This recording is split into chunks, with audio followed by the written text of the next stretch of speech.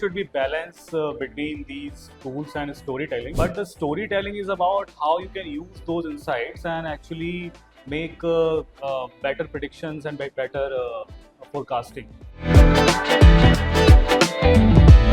Yeah, of course. So you all know that data is the fuel. Particularly, you should all know that how to handle the data very carefully. So you should be very transparent while using the data, very delicate. Practice a lot on dummy data sets, on some Kaggle data sets and all.